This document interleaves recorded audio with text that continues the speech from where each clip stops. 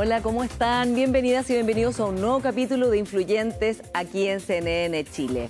Hoy día vamos a partir conversando con Sergio Lavandero, quien es presidente de la Academia Chilena de Ciencia. Así que vamos a hablar de la ciencia en Chile, de los desafíos que se plantean y de la real importancia que le damos en Chile al desarrollo científico. Y luego conversaremos de economía con Axel Christensen, destacado economista y estratega jefe para América Latina de BlackRock. Partimos entonces Influyentes. ¿Cómo está, Sergio? Muy bienvenido a nuestro programa. Bueno, Paula, muy complacido estar acá y también con los televidentes de CNN. Muy bien. Partamos por los desafíos de la ciencia. Usted como presidente de la Academia Chilena de Ciencia y en realidad del Instituto de Chile, que reúne a todas las academias de nuestro país, las personas más, los académicos, las personas más, podríamos decir, destacadas en sus áreas, mandó una carta al Mercurio que gatilló bastante ruido, podríamos decir, influencia, diciendo que cuando se nombró a Aldo Valle como nuevo ministro de Ciencia y Tecnología, un colega que usted valora mucho, era el cuarto que nombraba este gobierno, ¿no? Y que eso mostraba también la dificultad que había para que hubiera políticas de largo plazo, para que hubiera continuidad y, desde luego, darle importancia desde el Estado a un ministerio que es joven. ¿Qué ha pasado desde entonces? ¿Ha habido reacción? ¿Y por qué cree usted que es importante apalancar y tratar de dejarlo hoy día como una política de Estado el desarrollo científico? Bueno, un tema muy relevante de hablar la ciencia, la tecnología, la innovación y el conocimiento, porque es una tarea país y nosotros no nos podemos imaginar que Chile va a avanzar sin un real aporte desde esta perspectiva. Y resulta un poco inusual, para decirlo en palabras simples, que yo creo que debe ser probablemente el récord. Yo no sé si tú lo averiguaste, pero el ministerio que más cambios ha tenido. Sobre todo ya es sospechoso que cada 4 años hagamos cambios y cambios bruscos. O sea, si fuéramos, como tú dices, una visión de largo plazo, no tendríamos problemas, pero ya cambios políticos significan el viento sopla de otra manera, pero ya dentro de un gobierno cambiar 4 veces es bastante inusual e impide tener continuidad. Hay desaliento, sobre todo en las jóvenes generaciones, porque estos son temas país de largo plazo, como la educación, la salud. Por lo tanto, no podemos tener esa mirada tan cortoplacista. Y no me gusta solo reclamar, sino que también creo que tenemos que siempre colaborar y apoyar. Sí. Y por eso en esa columna que escribí, por un lado puse un poco la realidad que está ocurriendo, pero también ofrecí colaboración en nombre de todos nuestros colegas. ¿Y le tomaron la colaboración o no? Es poca todavía, pero no hay que perder la esperanza. Quizás después de este programa le van a aceptar porque, bueno, obviamente viene recién, de hecho estuve con el ministro en la Comisión Desafíos del Futuro del Senado, donde se tratan estos temas, pero obviamente viene recién. Sí. Pero como mencioné en la columna, viene tal vez un hito muy importante, que es la discusión del presupuesto. ¿No y eso es lo que le quiero preguntar, porque vamos desglosando qué es lo importante que Chile ojalá logre como política de Estado, ¿no? Así como la política exterior se define como una política de Estado, también lo debería ser la ciencia, la cultura, ¿no? Y que no haya este tipo de cambios dentro de los gobiernos y a través de los gobiernos. Usted decía, es muy importante la tramitación de la ley de presupuesto porque lo que se le asigna a Chile es bajo comparado con la OCDE. Y ese es un elemento que, a juicio de muchos economistas de talla mundial, tiene a Chile hoy día sin poder crecer. Lo ven como una herramienta, como algo clave que impide que Chile pueda sacar el partido suficiente de los talentos que tiene y insertarse en la economía del futuro. ¿Qué aspiraría usted en este presupuesto? Todos los presupuestos son apretados, pero si le escucharan, ¿qué debiera Chile tratar de lograr en este periodo? Y ojalá que se traslade, por supuesto, a lo que el próximo gobierno haga en los siguientes años. Bueno, en honor a la verdad, primero, esta es una promesa incumplida por más de 20 años, en que siempre somos reyes del diagnóstico. Siempre decimos, mira, invertimos poco, hay propuestas, pero que nos cuesta pasar a la acción. Mucho diagnóstico y poca acción. Entonces, creo que también hay que asumir realismo, porque claramente la situación de crecimiento económico de Chile no es la más brillante que tenemos, y creo que debe haber un plan paulatino acorde a esa realidad, pero dar señales reales. Porque al actual gobierno estaba muy contento que pasamos del 0,39, creo que 0,40, 0,41, pero para ser honesto, la aguja no la va a mover. Con eso es lo que ocurre con respecto a otros países. Somos probablemente uno de los últimos países de la OECD en ese ranking. Y no hay futuro si no hay inversión y desarrollo en estos temas: ciencia, tecnología, innovación y conocimiento. No hay reglas mágicas, no hay atajos. Por lo tanto, lo importante es tener un plan de largo plazo. Yo lo que llamo, deberíamos hacer pactos como sociedad, más que de gobierno, y por lo tanto tener tal vez un ministerio es bastante operativo, ejecutivo, pero no hace falta, creo que una suerte como de consejo tipo Banco Central que sea capaz de superar esos vaivenes políticos temporales. Claro, si uno piensa en países que podrían ser un referente, como Corea del Sur, ¿no? Por Con un supuesto. gran salto de crecimiento, de desarrollo, justamente gracias al desarrollo tecnológico y de la ciencia, es un pacto de un país, es una mirada, ¿no? Es una decisión que se toma y que no va cambiando gobierno tras gobierno, ¿no? Exactamente. Ahora, si nos trasladamos, mientras lo escuchaba, pensaba, Sergio, en la campaña presidencial, que ha habido hartos debates, yo, por lo menos, usted me corrige si no es así, no he escuchado una sola propuesta respecto de ciencia y desarrollo tecnológico que realmente uno diga que hay un proyecto que a lo mejor idealmente todos los candidatos y candidatas podrían suscribir. ¿Usted ve, qué ve, digamos, de condición de probabilidad cuando estamos en esto, en que no se discute mucho de eso, así como tampoco de educación, ni tampoco de salud, ni tampoco de otros temas que son, no sé, la tasa, digamos, la pirámide demográfica invertida que estamos viviendo, que son temas fundamentales? Bueno, sí, yo estoy comenzando a leer todos los programas, igual que tú. Me llama la atención que este no es un tema. Yo creo que la contingencia nos está comiendo. Obviamente todos lo vivimos, el tema de la seguridad, el crecimiento económico, pero también para precisamente salir de eso tenemos que hacer algo diferente. Y el diferente significa precisamente invertir, pero también sabiamente. Yo creo que en Chile queremos hacerlo todo con la misma intensidad. Creo que tenemos que priorizar cierta idea, y además porque el mundo está cambiando a una velocidad que el común de las personas ni se imagina. He tenido la fortuna de ir a algunos foros internacionales. Estuve en un foro de la OECD que se llama Global Science Forum, en donde tú eres capaz de ver primero cómo lo hacen otros países. Me tocó estar sentado al lado, mencionaste Corea, y al otro lado tenía Canadá, y tú puedes ver cómo estos países enfrentan estos desafíos. Entonces tú escuchas: oye, mira, el 2027 vamos a estar haciendo esto, vamos a estar priorizando el tema de la inteligencia artificial, el de la computación cuántica. Entonces tú te preguntas, y veo lo que estos países dicen: cada uno solo no podemos, los países europeos. Si no nos unimos, el sector privado, el sector universitario, y como comunidad no vamos a poder estar en estas grandes luchas. Entonces yo cuando vuelvo a Chile veo, digo yo, tenemos un plan de inteligencia artificial, ¿lo vamos a hacer solos? Por lo tanto, creo que tenemos que pensar de otra manera.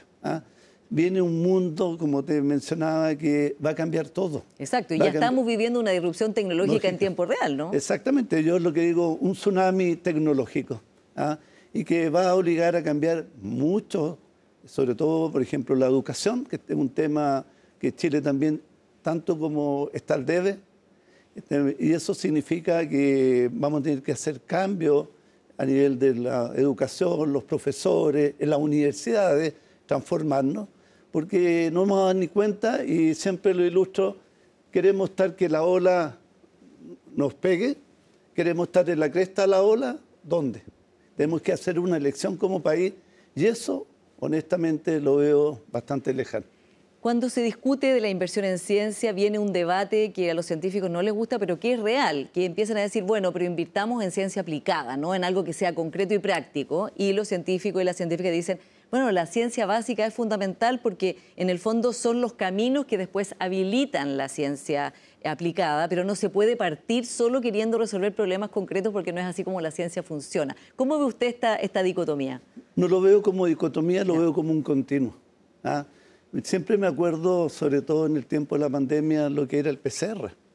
Cuando hoy día nos hacemos el PCR es obvio. Pero fíjate que me tocó estar en una posición mucho antes en ciencia y tecnología en el CONICET, cuando se financió el primer proyecto Fondesit de PCR.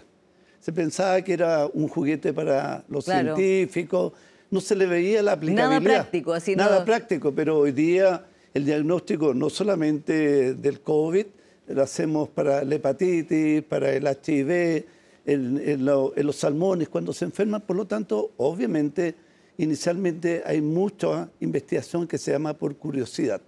Y esa curiosidad, lo mismo nos podríamos dejar en los rayos, en los láser cuando se inventó. Tuvimos hace poco tiempo a un premio Nobel que vino y dijo claramente, cuando yo desarrollé el láser, jamás nos dimos cuenta o pensamos la aplicabilidad que tiene hoy día en la medicina, en la astronomía, en muchas áreas. Por lo tanto, tenemos la obligación de invertir y ver. Y tenemos también otro tipo de investigación que yo la llamo por misión. Hoy en día las sociedades demandan ciertas soluciones. Tú hablabas de la pirámide demográfica invertida. Por lo tanto, eso significa que hoy día el envejecimiento es una realidad.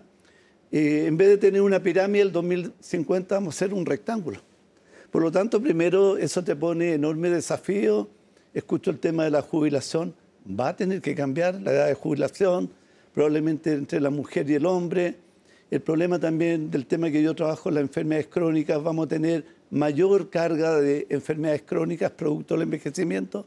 Pero si no nos preocupamos ahora, ¿cómo vamos a solucionar ese problema, el de las enfermedades crónicas, los cambios de cambio climático que escuchaba en una entrevista? Entonces tú dices, hay problemas que requieren solución y hoy en día hay un grupo muy importante de científicos en Chile que estamos trabajando en esos temas país. Sí. Usted hablaba de estos jóvenes talentos que tenemos en la ciencia, ¿no? Que están estudiando acá, que se han ido a doctorar afuera y que decía usted, algunos están como un poco decepcionados. ¿Cómo es el panorama que ve usted en la generación más joven, que tiene acceso a estas universidades increíbles y que a veces cuando vuelve a Chile, después de su beca a Chile, realmente no encuentra fácilmente un lugar donde poder desplegar eso que ha aprendido y por supuesto se frustra un poco, ¿no? Bueno, yo creo que tocaste un tema que particularmente le he puesto mucha atención, que por ejemplo son los becarios Chile. Sí. Nosotros hicimos un esfuerzo país de mandar gente a estudiar afuera. Entonces, primero, este plan nunca fue un plan, no fue un plan de partida, porque un plan debería haber contemplado la reinserción, una estrategia. Inicialmente esto no lo mandábamos en áreas que no teníamos en Chile. Por lo tanto, creo que eso ha sido una muestra de que no se hizo bien. Claro. Tener científicos en el extranjero chileno siempre va a ser positivo. Es lo que le llamo la diáspora científica. Pero lamentablemente no tenemos un registro de esa diáspora, no sabemos bien qué hace ni la aprovechamos. Y eso lo hacen muchos países. Por ejemplo, Argentina, hoy día es un ejemplo, con todos los problemas que hay en inversión.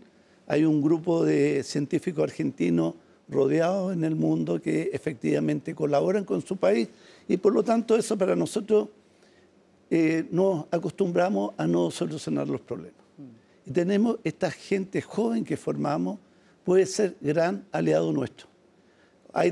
La mayor parte de la gente que conozco es brillante de esto. Por ejemplo, me tocó ir a Suecia a acompañar a 3 estudiantes chilenos a la Semana Nobel, en donde los que fueron los creadores de esta idea fueron jóvenes científicas y científicos chilenos que viven en Suecia.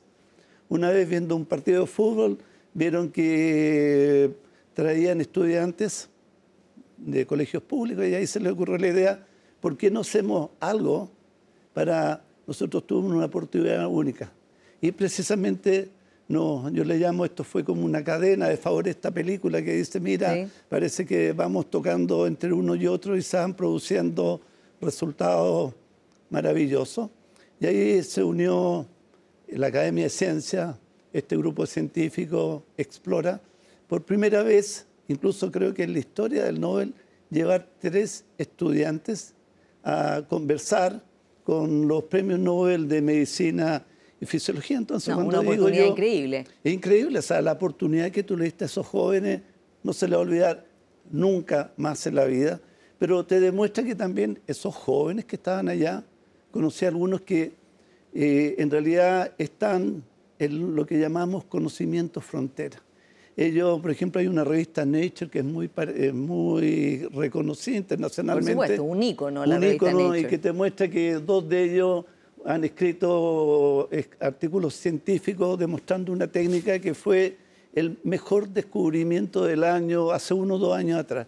Entonces digo, ¿por qué no usamos a esas personas y nos enredamos en temas que mira, que si no cumplieron? Porque hoy día para cumplir con la beca Chile hay que venir, volver y te tienen que dar el pasaporte. ¿Eso es lo que queremos o queremos hacer otra cosa? A veces hay temas políticamente incorrectos, pero tenemos que aprender a solucionar en vez de esconder la cabeza como el avestruz bajo la arena. ¿Te fijas? Solucionemos. Y eso son muchos ejemplos que además el costo que tendría es nada. Y tener fidelizados a esos jóvenes es muy importante porque hoy día no tenemos la capacidad de atraerlos. Esa es la realidad. Claro. Y Chile necesita ese talento, Necesitamos por supuesto. ese talento. Y siempre lo vamos a necesitar. Exactamente. Son nuestros embajadores científicos de nuestro país. Sí. Ahora, hablando de la generación que ya tiene grandes logros, por ejemplo, usted que es premio nacional, ¿no? Estoy pensando en muchos premios nacionales científicos que realmente representan a nuestro país. ¿Qué le habría gustado ver o pensó usted que dentro de la vida de su generación iban a lograr desarrollar en Chile y no ha pasado? Y se lo pregunto por esto que decía usted, que pasa gobierno tras gobierno, promesa tras promesa y que al final se mueve poco la aguja en términos de que sea una política país. Pero mira, Paula, estoy viendo este vaso, uno lo puede ver medio lleno o medio vacío. Hay muchas cosas que lo hemos hecho bien, lleno. Si yo comparo, y varios premios nacionales probablemente lo podrán ratificar, Chile científicamente 20, 30 años atrás era otra realidad. Y créeme, he tenido la oportunidad de viajar por muchos países del mundo y dentro del contexto latinoamericano, Chile tiene un lugar destacado porque sin querer queriendo hemos sido capaces durante un tiempo, incluso antes del ministerio, de tener una política, de decir, oye, mira, por ejemplo, financiemos investigación individual. Tuvimos un consejo de ciencia y tecnología que tuvo esa mirada porque era un consejo que se renovaba por parte. De los 9 integrantes solamente había uno que era nombrado por el presidente y se cambiaba por tercios. Por lo tanto, tú tenías historia y futuro y también tenías, obviamente, el componente político que era el presidente que era nombrado, pero eso fue clave en el desarrollo de Chile porque todo lo que somos se debió a ese consejo, a la creación de un instrumento que se conocen como los Fondesit, que ha sido la piedra angular de todo y que al principio fue solamente a los investigadores más consolidados. Después dijimos, oye, de inicio precisamente para iniciar la carrera de investigación, después se pensó, dice, no es solamente lo individual, hagamos algo colectivo. Hoy día tenemos asociación de 3, 4 científicos, forman lo que se llaman los núcleos milenios o los anillos.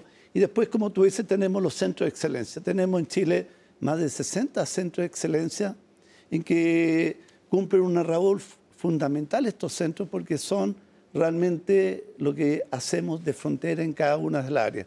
En astronomía, por ejemplo, tenemos varios de ellos que son gravitantes. Y ahí de donde nivel mundial, ¿no? Junto con grandes astrónomas y astrónomos. Grandes astrónomos que tú probablemente has entrevistado, astrónomas y astrónomos.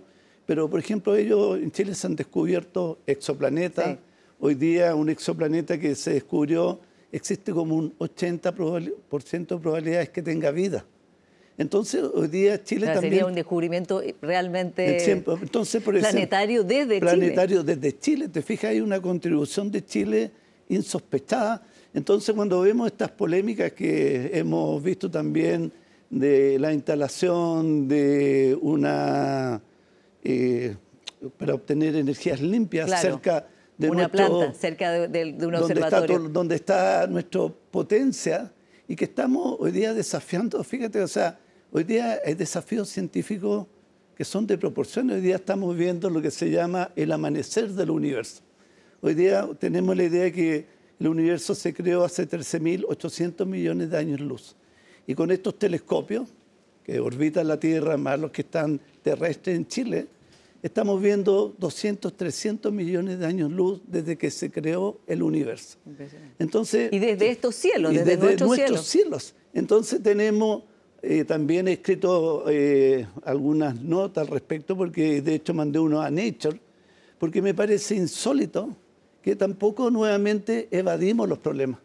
Tenemos que resolver los problemas. O sea, a todos estamos por la energía limpia, eso no es cuestionamiento, pero no podemos colocarlo al lado del telescopio que no solamente es para Chile, es para la humanidad. Exactamente. ¿Entiendes? Entonces, eso también tenemos que, cuando veo el vaso medio lleno, veo todo ese progreso. Sí. Hemos avanzado enorme, pero también a su vez tenemos oportunidades, desafíos, y siento que ahí todavía hemos perdido un poco el ritmo. Teníamos grandes ilusiones en el ministerio, creo que todavía no ha dado el ancho, y veámoslo como una oportunidad.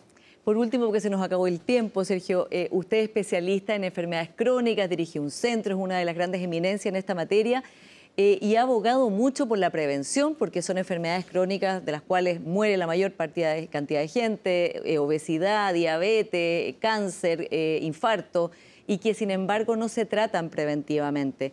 Ya que estamos en un año electoral, ¿qué le pediría usted a las candidaturas presidenciales hoy día como compromiso en esta materia que podría salvar vidas y sobre todo ayudar a que las personas tengan desde ya una mejor calidad de vida? Desde los niños, ¿no?, que tienen una obesidad muy alta, partiendo desde ahí. Bueno, eso significa prioridades. No lo podemos hacer todo. Y creo que precisamente todos estos centros de excelencia en Chile hoy día están en renovación y hay varios que están en cuestionamiento su prolongación. Entonces son inversiones de largo plazo. No vamos a solucionar el cambio climático en 10 años. No vamos a solucionar el envejecimiento en centros que duran 10 años o el de las enfermedades crónicas. Porque lo que tú tienes toda la razón, hubo un cambio de proporción en el mundo. Antes separábamos el mundo desarrollado y subdesarrollado en base al perfil de las enfermedades.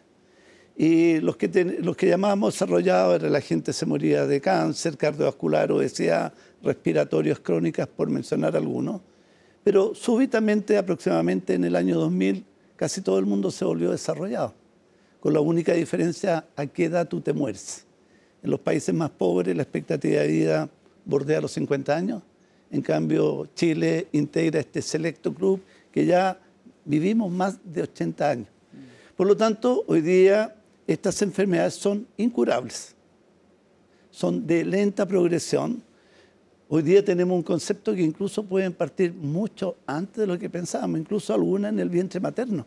Por lo tanto, si nosotros de 100 pesos que tenemos disponibles para salud, prácticamente destinamos 90 a tratar enfermedades incurables, tenemos listas de espera que no podemos cumplir. Por lo tanto, hay que cambiar un énfasis. Significa que tú tienes que aumentar en la prevención. Y Chile, tenemos la luz del semáforo prendida en rojo, porque en Chile tenemos un exceso de peso en 3/4 partes de la población, más de 30% de nuestra población mayor de 18 años tiene hipertensión, fuma más del 30%, hay poca actividad física. Niños con obesidad, ¿no? Con obesidad, por lo tanto, por un lado, estas enfermedades surgen por un lado de lo genético que heredamos, pero por otro lado lo que llamamos lo modificable. Cuánto comemos, qué actividad física hacemos, cuánto dormimos y si fumamos. Entonces tenemos ese mix que no importa vivir hoy día 80 años, el desafío es vivir bien. Y lo que hacemos en nuestro centro, que es el Centro Avanzado en Enfermedades Crónicas, que somos aproximadamente más de 250 investigadores de la Universidad de Chile, la Pontificia Universidad Católica acá en Santiago, la Universidad Católica del Maule, Talca, La Frontera. Hemos hecho una alianza precisamente para enfrentar este problema, porque es un desafío mayor. Así como hablábamos del tsunami tecnológico, hoy día hablamos del tsunami de enfermedades crónicas, porque durante la pandemia hay muchas personas que no se les diagnosticó el cáncer, no se trataron a tiempo y eso explica mucho de las listas de esperas también. Claro, y evidentemente además prevenir estas enfermedades en vez de tratarlas con el 90% del presupuesto, como dice usted, cuando ya lo único que hay que hacer es administrar la gravedad, pero no se puede prevenir, no tiene sentido. Bueno, y ¿no? por eso también hay que hacer investigación en Chile. Claro. ¿Entiende? Tenemos algún tipo de cáncer, por ejemplo, el cáncer de vesícula biliar es algo, tenemos el récord en el mundo. Y de las personas que lo sufren, hay más mujeres que hombres. Tú ves un mapa del mundo, esto no es un problema en Estados Unidos, no es un problema en Europa, en los países desarrollados. Por lo tanto, si no lo hacemos nosotros, nadie lo va a hacer. Exactamente. Entonces, por eso, lo que hace sentido es prevenir y mirarlo antes. Lo mismo que en la ciencia, apostar, invertir, ¿no? Para tener un desarrollo y un rédito después. Sergio Lavandero, muchas gracias por esta conversación. Gracias a ti, Paula, y saludo a todos los televidentes de CNN. Y esperemos que lo escuchen los candidatos presidenciales. Ojalá, veamos. Vamos a una pequeña pausa y ya volvemos con más influyentes. Viene Axel Christensen, espérennos.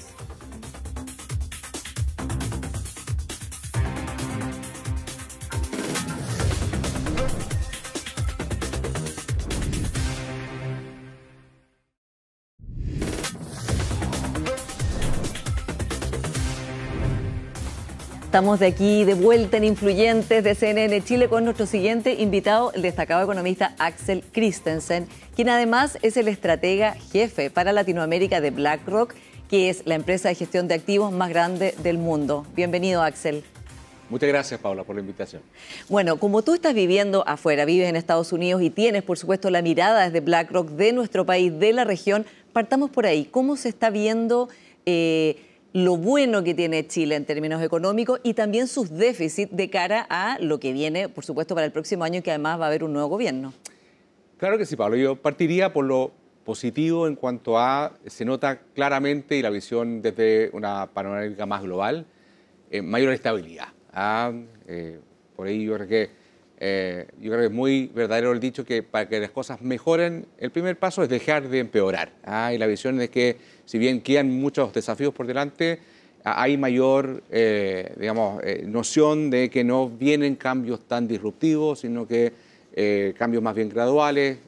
Se pasaron por 2 pruebas de cambio constitucional y eso se aprecia en cuanto a ver estabilidad. Ahora, como te decía, eso no quiere decir que no hayan desafíos.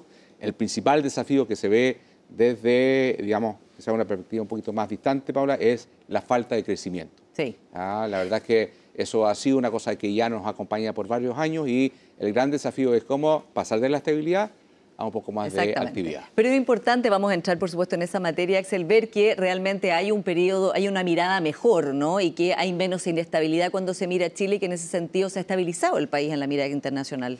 Tal cual, efectivamente ya quizás de alguna manera en el mundo de inversiones muchas veces ser fome, ser aburrido es una ventaja. Sí. Chile volvió a ser un país aburrido en ese sentido. Ya, y eso es un logro. Vamos a los desafíos del crecimiento que además son parte de la campaña presidencial. Chile lleva estancado más de 10 años, ¿no? Es algo que se ha ido traspasando de un gobierno a otro. Y la verdad es que hay bastante consenso, Axel, que no es apretar un botón y que Chile empiece a crecer. Pero ¿qué elementos crees tú son fundamentales para que Chile haga un despegue y que además sea una política que trascienda el ciclo electoral? Bueno, yo creo que en primer lugar tratar de identificar bien dónde están nuestras mayores oportunidades de crecimiento. En BlackRock hemos venido trabajando ya hace un buen tiempo en identificar ciertos cambios estructurales que están ocurriendo en el mundo, inteligencia artificial, transición energética, el mismo reordenamiento de las cadenas productivas presentan a la región y también a Chile oportunidades de avanzar en cuanto a crecimiento.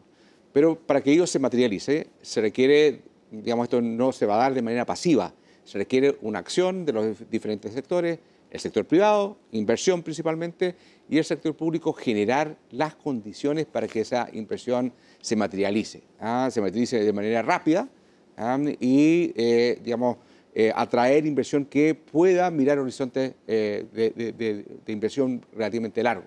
Y para eso necesitas 2 cosas. Primero, cierta claridad en que esa inversión se pueda materializar. No puede ser que nos demoremos muchos años en la famosa permisología, conseguir todos los permisos, exactamente. Y al mismo tiempo, por decirlo así, necesitamos una sólida infraestructura institucional. Tenemos que tener ciertas reglas y ponernos de acuerdo, que no podemos estar cambiando esas reglas a cada instante. Una vez que nos decidimos respecto a ciertas cosas, impuestos, cuánto tiene que ser, por ejemplo, el equilibrio, desarrollo, cuidado del medio ambiente, definirnos y quedarnos quietos un rato para dar las señales que la inversión que llega al país va a seguirse ciertas reglas que se mantienen estables en el tiempo. Ahora, ¿cómo sería la mirada de eso desde el punto de vista de la gestión del ministro Mario Marcel, que acaba de terminar su cargo, y del nuevo ministro de Hacienda, el ministro Grau, que toma la posta? Porque, por ejemplo, permisología se abordó cuando uno le preguntaba al ministro Marcel y Grau, bueno, pero ¿qué se hace cuando en Chile toma tantos años algo que en un país como Brasil toma muchísimo menos y nos hace perder ventaja comparativa? Decían, bueno, ya está ese proyecto de ley que va a dar solución. Desde el mismo punto de vista decían, bueno, también se está trabajando con el sector privado para que inviertan más, se está acelerando. ¿Fue suficiente? ¿No fue suficiente? ¿O, como dice parte de la oposición, se está cayendo el país a pedazos y la verdad es que es una gestión que no tiene mucho que exhibir? A ver, partiendo un poco por la gestión del ministro Marcel, yo diría que a él fue una figura central en darle esa estabilidad. Habíamos hablado un poco de Chile se volvió un país más aburrido en lo político quizás de lo que fue durante un par de años. El ministro Marcel llevó eso al campo de una estabilidad en cuanto a ordenar un poco las cuentas públicas que venían un poquito movidas luego de la pandemia. Muy importante darle una solidez al punto de partida. Y yo diría que, de alguna manera, el propio ministro Grau, siendo ministro de Economía en su momento, que él lideró el proceso, ¿no es cierto?, de ir levantando estas trancas a los permisos, seguir avanzando en eso. Yo creo que incluso ir corriendo el peso de la prueba a que digamos, los permisos, las aprobaciones tengan que cumplirse dentro de cierto tiempo. Y si no hay pronunciamiento, que se dé por aprobado, digamos. El problema acá es que el silencio, el no hacer nada, no tiene ningún tipo de castigo, no tiene ningún tipo de consecuencia. Ponerle consecuencias, darle un poco más de sentido de que aquí hay costos asociados y muchos beneficios, creo que va a ayudar. El siguiente paso es pasar de lo sectorial a lo medioambiental, un paso difícil, porque nuevamente aquí no hay que irse exactamente al rincón contrario, hay que buscar un equilibrio, pero eso entendiendo que tenemos una tremenda oportunidad, Paula, pero no es una oportunidad que va a ser ilimitada en el tiempo, no va a ser, digamos, sin un tiempo determinado en que lo podemos aprovechar. Tenemos lamentablemente en la historia algunos referentes, nos pasó con el salitre, no lo desarrollamos a tiempo, salió una alternativa artificial, digamos, la tecnología así lo permitió. Nada nos garantiza que las ventajas que tenemos en cobre, en litio, si no los aprovechamos a tiempo, no salga otra cosa que nos deje un poquito ya rezagados. Y vamos a hablar de eso, que tú has dado entrevistas, has hablado del tema del litio y los minerales críticos y cómo hay que aprovechar justamente, como decías, Axel, esa ventana de oportunidad. Pero antes quiero ir a lo que estabas diciendo tú de la importancia y lo bien que se ve desde afuera y para BlackRock, que Chile se haya vuelto más aburrido, más fome, más estable, ¿no? Que eso es un activo. ¿Cuánto de eso puede perjudicarse por la campaña presidencial en que hay de partida una disparidad de ideas de programa y además las candidaturas que hoy ranquean son dos candidaturas que están en los extremos de cada, podríamos decir, sensibilidad de la derecha y de la izquierda, con una candidata que, si bien es de la coalición oficialista, es militante del Partido Comunista, y José Antonio Kast, que, como bien sabemos, está a la derecha de la centro-derecha de Evelyn Matei. Muy buena pregunta, Paula, y la verdad es que aquí aprovecho de responderte. Somos un inversionista bastante grande, tenemos un poquito de experiencia en esto, no es el único país que nos ha tocado enfrentar ciclos electorales en la región, en Estados Unidos más recientemente, y estamos un poco habituados a no prestarle demasiada atención a lo que se dice durante la campaña. Muchas veces lo que se dice en campaña finalmente se implementa de una manera más gradual, más limitada de lo que a lo mejor por conseguir votos en su momento se vaya a decir. Así que observamos, obviamente nos interesa saber los lineamientos generales, pero para serte franco no entramos tanto en detalle porque sabemos de nuestra experiencia que las cosas van a ir cambiando, probablemente puede haber una intención de llegar a acuerdos, dependiendo, entre otras cosas, cómo se configure el Congreso, y eso puede, en ese momento, quizás valer más la pena entrar en el detalle una vez que tengamos más afinado cuáles son un poco los objetivos y tal. Sí. En campaña electoral yo diría que es una cosa entretenida quizás de hacer, pero no demasiado, digamos, efectivo en cuanto a determinar nuestras decisiones de inversión. Ahora, hay dos temas que evidentemente han generado debate porque son muy relevantes. Uno, la propuesta del candidato José Antonio Kast, que se llama Chao Préstamo, que es cambiar la parte de la reforma de pensiones que tomó más de 10 años, digamos, ver la luz, porque sea de otra manera, que el Estado ponga ese dinero y que no sean los trabajadores que se presten entre sí, digamos, cruzadamente para subir las pensiones hoy día. Y eso ha generado también mucho ruido, incluso críticas de la propia candidatura de Chile Vamos, diciendo, bueno, esto tomó demasiado tiempo, como que crea una inestabilidad respecto de un tema que ya quedó resuelto. ¿Cuál es la mirada general respecto de cambios de este tipo de políticas, que son de muy largo plazo para llegar, como decía, a ponerse de acuerdo y también una ejecución de muy largo plazo? No, de acuerdo. Y la verdad es que incluso la reforma de pensiones como está, todavía tiene que pasar por un proceso bastante largo de implementación, que requiere bastante análisis técnico. La super de pensiones acá de contratar a un especialista que le va a ayudar a, digamos, a transitar el diseño de los fondos de pensiones a uno más acorde a cuánto nos falta para pensionarnos. Entonces, la reforma no es que esté completamente ya finalizada, tiene un montón de yo creo que áreas de implementación que los va a abordar este gobierno y el que viene también. Así que, digamos, yo creo que siempre va a haber un espacio, en este caso la implementación de revisar. Entiendo la propuesta que menciona requeriría pasar por el Congreso, así que eventualmente incluso ahí va a tener que haber un cierto espacio para, digamos, conversación y llegar a algún acuerdo. Así que son parte de la regla de la democracia. A lo que voy, Pablo, es que esta es una reforma que, si bien ha sido muy importante en fijar esa estabilidad, entendemos que hay un proceso de implementación que va a requerir ir tomando ciertas decisiones de este gobierno, del próximo, y bueno, así son las cosas. No es una cosa que nos espante, sino que son cosas normales de la implementación de reforma.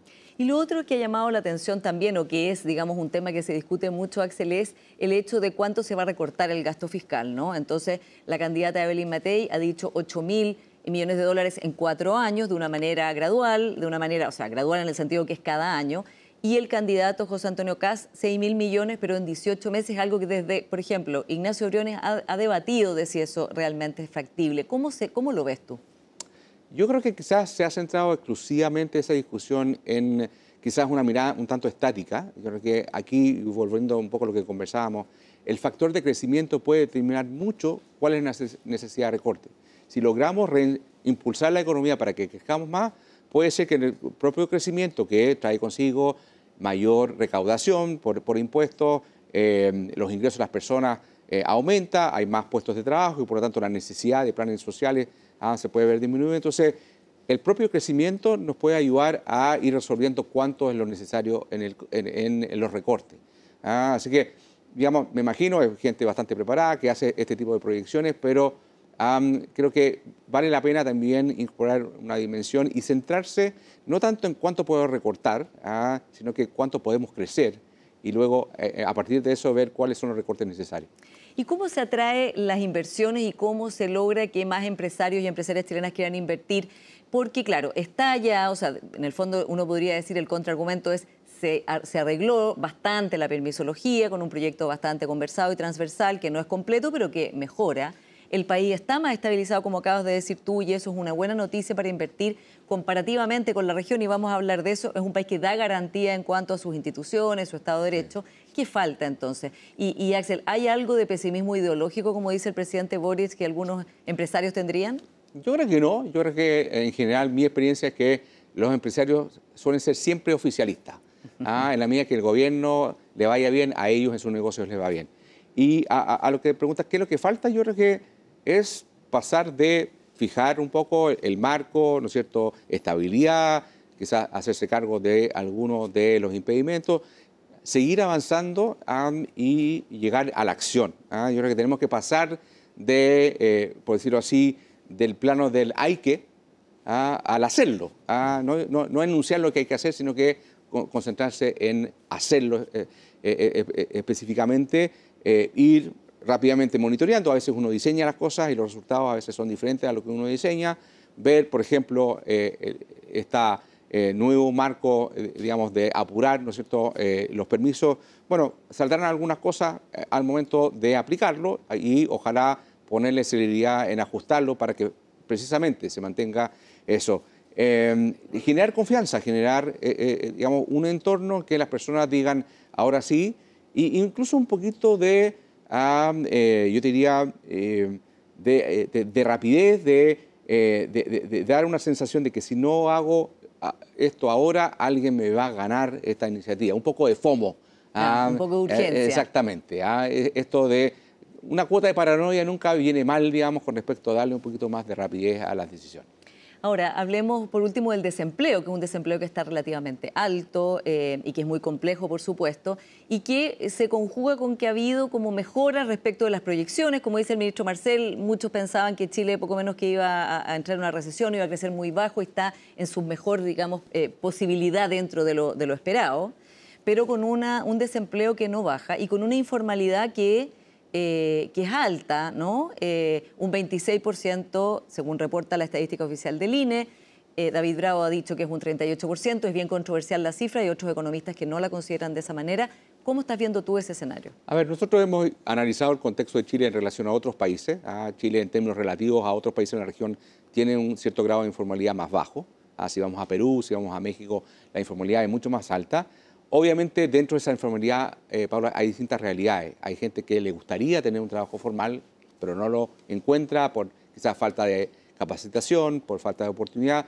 Hay gente que valora mucho esa informalidad porque, en el fondo, quiere un trabajo más flexible. Quiere poder, de repente, hacer una cosa en la mañana, otra cosa en la tarde, poder quizás dedicarle más tiempo a su familia. Claro, eso es elegido, no es exactamente. Claro. Así que, digamos, la informalidad per se no dice ser un objetivo bajarla, sino que entender qué es lo que hay detrás de eso, si es algo, como tú bien dices, escogido o me veo forzado a esa informalidad. Eso es bien importante, entre otras cosas, porque recién lo mencionábamos, la reforma de pensiones descansa mucho en una fuerza laboral que sea formal. La gente digamos, que no tiene un trabajo formal no cotiza y obviamente no está aportando ni puede finalmente recibir los beneficios del sistema. Así que creo que es alineado con las cosas que se quieren hacer. Nuevamente, aunque suene un poco digamos, a disco rayado, el crecimiento tiene un rol muy importante en esto. En la medida que se van destrabando, en la medida que estas oportunidades las vemos con urgencia, van a venir acompañados por contrataciones de personas, por, digamos, la actividad que se desarrolla en torno a algunas de las industrias que están más directamente ligadas a estas reformas estructurales que vamos a mencionar.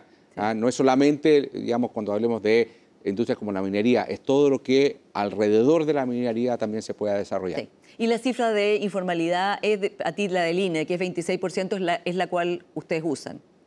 Sí, la verdad es que lo miramos siempre en relación, nos interesan dos cosas, cómo se ve Chile en relación a otros países. Chile tiene una informalidad más baja y lo otro, nos interesa ver la evolución de esa informalidad. No nos quedamos de alguna manera con la foto, nos gusta ver la película. Sí. ¿Y cómo entonces, en lo que estábamos conversando, Axel, que Chile pueda lograr esta gran oportunidad que tiene, ¿no?, de ser un actor principal en la transición energética porque tiene todos los minerales esenciales para ella y que lo pueda tomar y pueda sacarle el mejor partido, como tú has dicho, si no, esta ventana de oportunidad se puede cerrar? Exactamente. Bueno, primero yo creo que es importante entender cuáles son esas digamos, transformaciones estructurales que estamos viendo.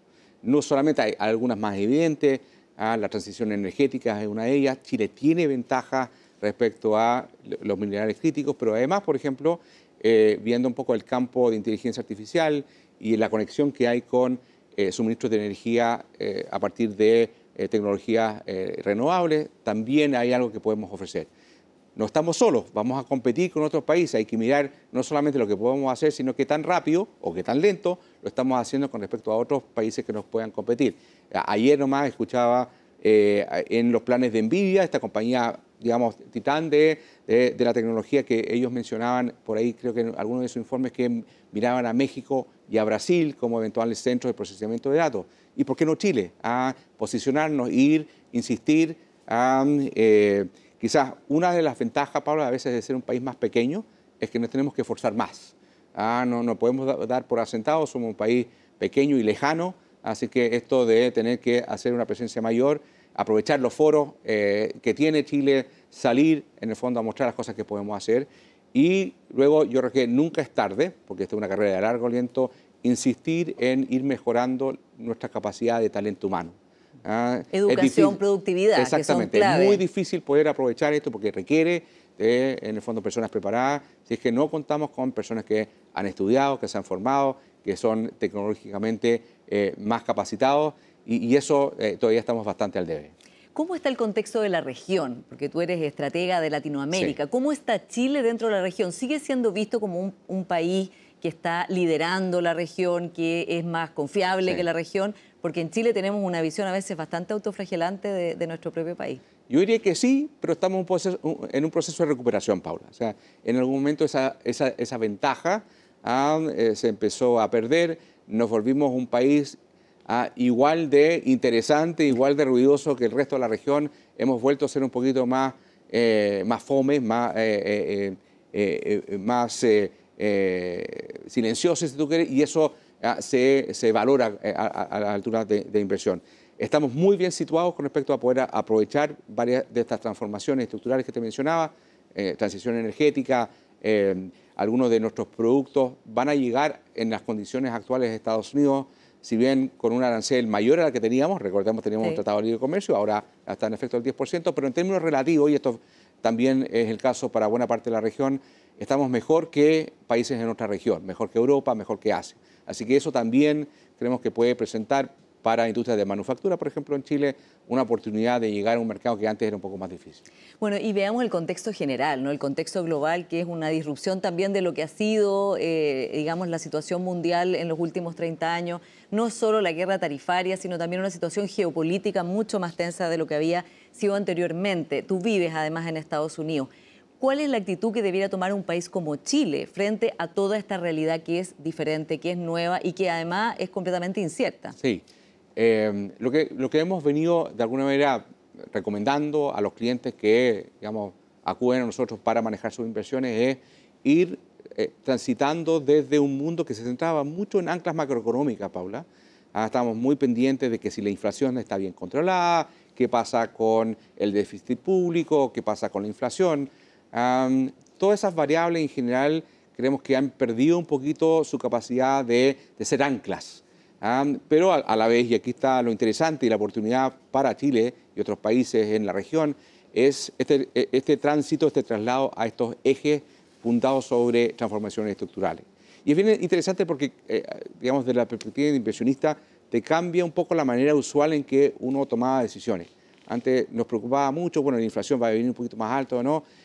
Cuando miramos, por ejemplo, la inversión en inteligencia artificial, las compañías que están haciendo esta inversión no les preocupa si la inflación el próximo mes va a ser un poquito más alta, un poco más baja. ¿Cuáles son los factores fundamentales cuando deciden invertir en un país, por ejemplo? Bueno, el grado de capacidad de adopción, por ejemplo, tecnológica. Lo que te mencionaba con respecto a la apertura para inversión en infraestructura. La infraestructura va a ser clave en esto. Los países que sean capaces de adelantarse en conseguir suministro energético a costos competitivos. El contar con una fuerza laboral bien dotada van a ser las que van a tomar, más que lo que era en el pasado, más bien orientado solamente a variables macroeconómicas, en que en general Chile salía bien parado. No es que sea una situación que, que no estamos en buen pie. Nos presenta nuevos desafíos, pero estamos partiendo con quizás con una cierta ventaja respecto a lo que ya traíamos, pero también a este nuevo mundo en que ya no podemos confiarnos de la situación macroeconómica, pero estamos bastante bien, situados con respecto a aprovechar estas transformaciones estructurales. Ahora, el gobierno de Donald Trump, una de sus características, ¿no?, es lo errático, porque pone aranceles un día, el otro día cambia de opinión, y también esto de que con ciertos países, por ejemplo con Brasil, le pone un arancel mucho más alto porque no está de acuerdo con un proceso judicial, como es el proceso judicial contra el expresidente Bolsonaro. Desde esa perspectiva, ¿crees que Chile se ha manejado bien hasta ahora con esta nueva realidad del país más influyente del mundo junto con China, no? Yo creo que sí, en la medida que en este momento hay momentos en que uno quiere salir y ojalá estar presente en los titulares, y hay momentos en que más vale mantenerse quizás en segunda línea. Ha sido interesante tanto lo que ha hecho Chile, de alguna manera no estar entrando en controversias con el presidente de Estados Unidos. Creo que ha sido interesante el caso de México, que teniendo quizás más frentes de conflicto con Estados Unidos, la presidenta de México también ha sido bastante, yo creo que bastante digamos, prudente en mantener un nivel de comunicación muy enfocado. Y aquí quizá nosotros hemos visto que lo que ha surtido efecto en generar condiciones más favorables es no quizás ir y comunicarse con el gobierno de Estados Unidos, sino que con las empresas con las cuales comercializamos.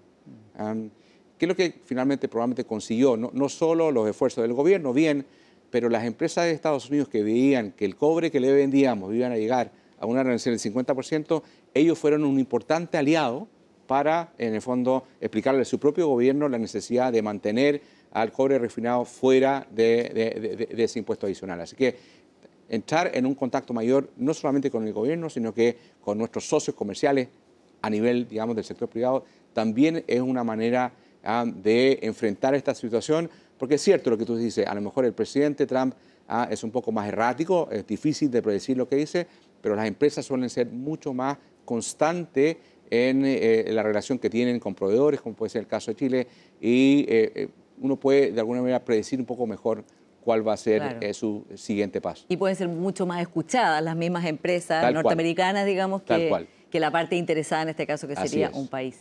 Bueno, ojalá siga así, que sea una política de Estado que se mantenga, porque hasta ahora ha dado buen resultado.